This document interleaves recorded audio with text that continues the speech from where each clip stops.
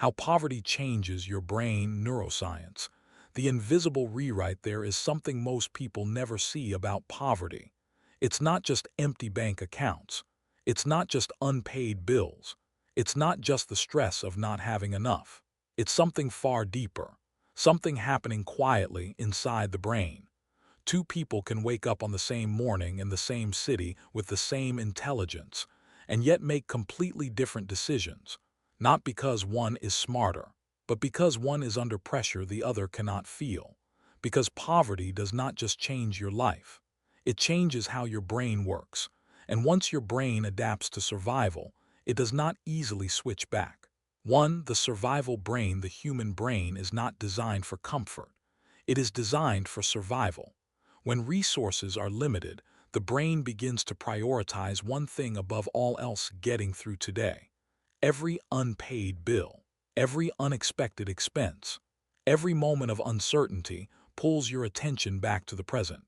This creates something psychologists call cognitive bandwidth reduction. Think of your mind like a computer. When too many programs are running in the background, everything slows down.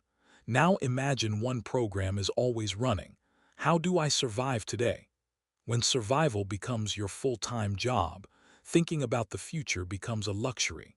2. The stress response inside your brain. There is a system designed to protect you from danger. It releases a hormone called cortisol. In short bursts, cortisol is useful. It helps you react quickly. But poverty doesn't create short bursts. It creates constant pressure. So instead of temporary stress, your brain stays in a continuous state of alert. This is called chronic stress. And when your brain is always in fight or flight mode, it starts to change. Your focus weakens, your memory struggles, your emotions become harder to control. You are not failing. You are operating in emergency mode all the time. 3. The decision trap. Now here's where things become misunderstood. People often say, "Why don't they just make better decisions?" But they miss what's really happening. Every decision costs mental energy. And when your brain is already overloaded, even small choices become exhausting. What to eat, what to pay first, what to delay. Each choice carries consequences. Over time, this leads to something called decision fatigue. And when decision fatigue sets in, your brain begins to look for relief. Not the best long-term option, the fastest escape from pressure. That's why short-term decisions start to dominate, not because they are irrational, but because they reduce stress right now. 4. Tunnel vision. Scarcity does something powerful to attention. It narrows it. When something urgent demands your focus, your brain locks onto it. Everything else fades into the background. This is called tunneling. If you are worried about rent, your brain will focus on rent.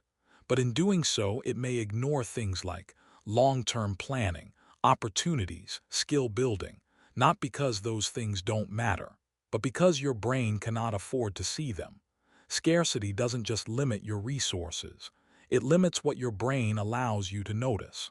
5. The brain itself changes over time. This constant stress begins to reshape the brain. The prefrontal cortex, the part responsible for planning and decision-making, becomes less active. The hippocampus, which controls memory and learning, can weaken. And the amygdala, the center for fear and emotional response, becomes more sensitive. This is neuroplasticity, the brain adapting to its environment.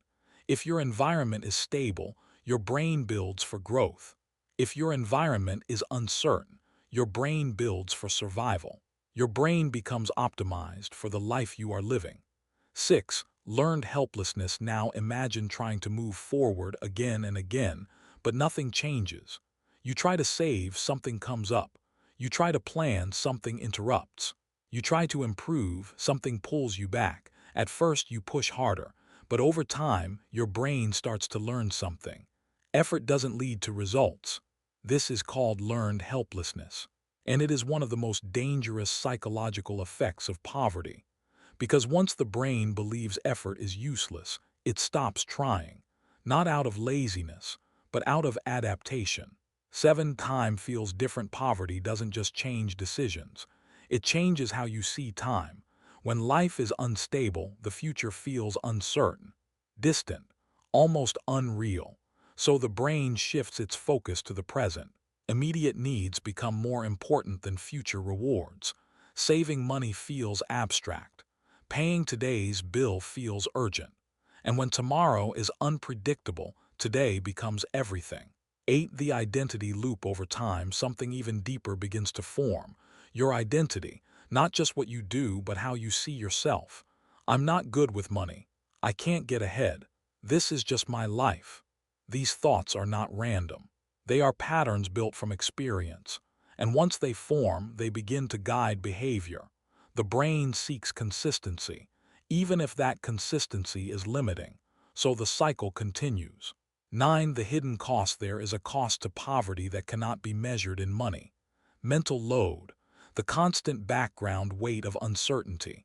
It drains your energy, your focus, your ability to think clearly. Creativity drops, learning slows.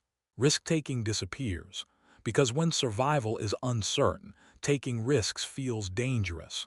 Poverty doesn't just take from your wallet, it takes from your mind. 10. Breaking the cycle. But here is something important. The brain is not fixed, it can change. The same neuroplasticity that adapts you to survival can adapt you to stability. But this does not start with motivation. It starts with environment. Small changes, reducing constant stress, creating predictability, building small, consistent wins. Because the brain does not transform overnight. It rewires slowly, based on what it experiences repeatedly. You don't rise by thinking differently first. You rise by changing the conditions your brain responds to. 11. It's bigger than the individual, and this is where the conversation often goes wrong. People reduce poverty to personal failure, but neuroscience tells a different story. The environment shapes the brain, and the brain shapes behavior. So what we are seeing is not just individual choices. It is a system, creating patterns inside people's minds. It was never just about money, so the next time you think about poverty, look deeper. It is not just a lack of money. It is a condition that rewires the brain. That changes attention. That changes decisions. That changes identity. People are not broken. Their brains adapted to survive. And if poverty can shape the brain, then changing the environment can reshape it too. If this made you see things differently, then it was worth your time. Because sometimes, understanding is the first step to change.